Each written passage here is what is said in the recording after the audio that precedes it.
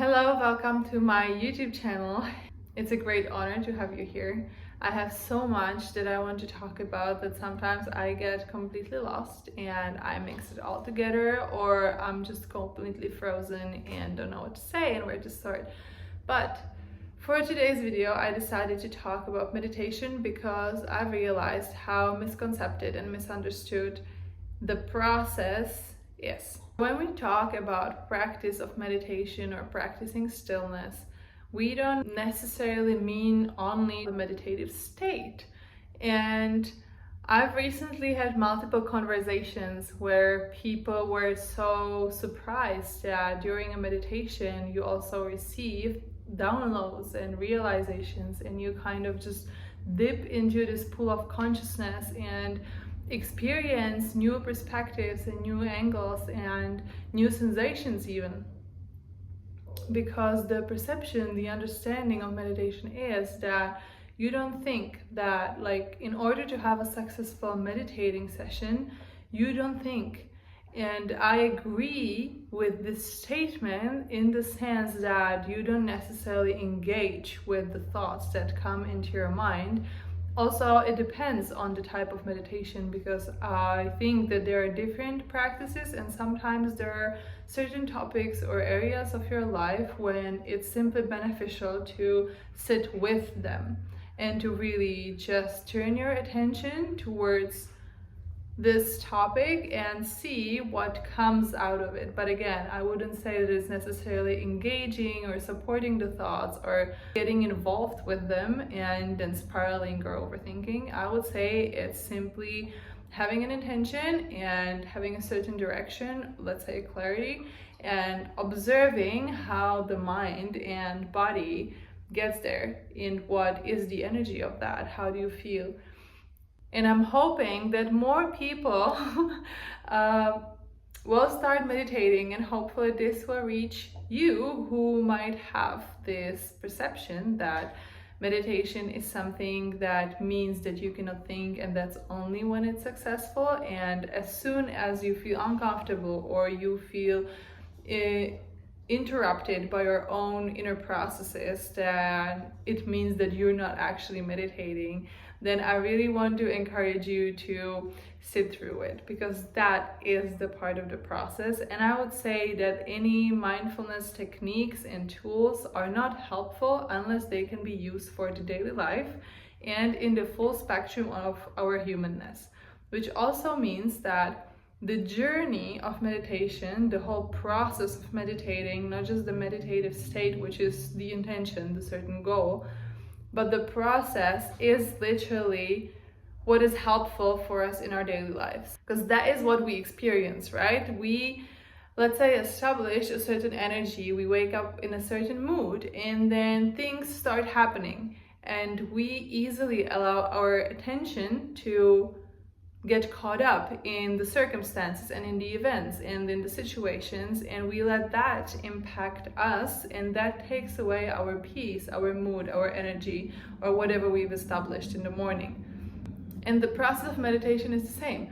So you sit down, let's say, and you choose stillness, and then you feel this unease and you want to move, and you easily get distracted by these different types of sensations, whether it's your thoughts, whether it's a physical sensation, whether it's feelings, and you get this like knot in your chest or in your throat, or you get a tingling in your leg, or whatever that is for you.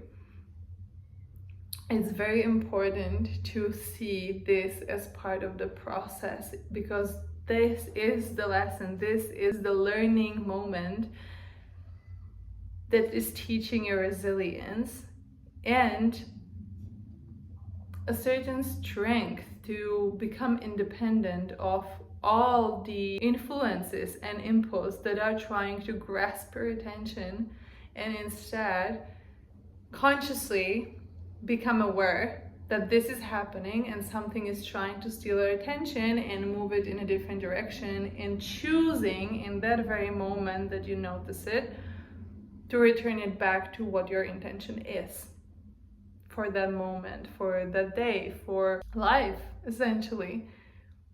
And to shorten this time between distraction and your conscious presence, conscious choice, is what I would say is the practice.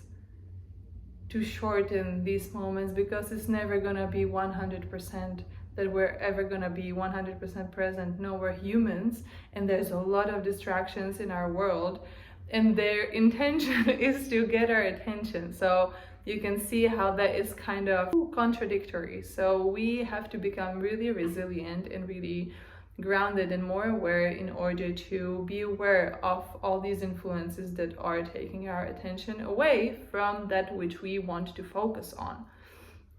So if I want to focus in today on my joy, and then first thing in the morning I come to work and my employer starts screaming at me, I can easily let that ruin my day, right?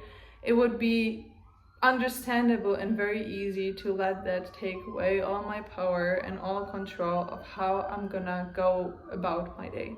Or I have the option to become aware of how upsetting that feels and of how projecting of their emotions in their experience that is, and I can still choose to protect my peace and my intention for today. And even though it might feel a little harder, even though I might actually invest few more minutes of my day into resolving this, into feeling this, into understanding this a little better, and actually connecting to my body and what this brought, I can still choose at the end of the day how I'm going to navigate the situation. So meditation and mindfulness tools are here to support us in creating these windows in which we become more aware of what is happening internally. It is literally a practice that allows us to recognize the internal processes so that it becomes easier to recognize in daily life when there's much more influence. So when you sit down and you choose stillness, all that the noise have been trying to cover will come alive, will surface, and that's what's important for you to notice. So I really want to encourage you to give meditation another try, and hopefully this can bring you some new awareness and really help you on your journey to discover yourself and to explore different parts of yourself, because I personally have never experienced any other way of experiencing myself that would also help me on day-to-day basis in how I navigate the difficult situations and the challenges that used to frustrate me and upset me so much. And these days I can just laugh about them and go on with my day and really don't even maybe pay them any attention if I choose not to, or pay them attention in my own timing, which might be meditation and just choosing to sit in stillness and really turn my focus towards the event that upset me. But I will not let it ruin my day and take my attention from my goal.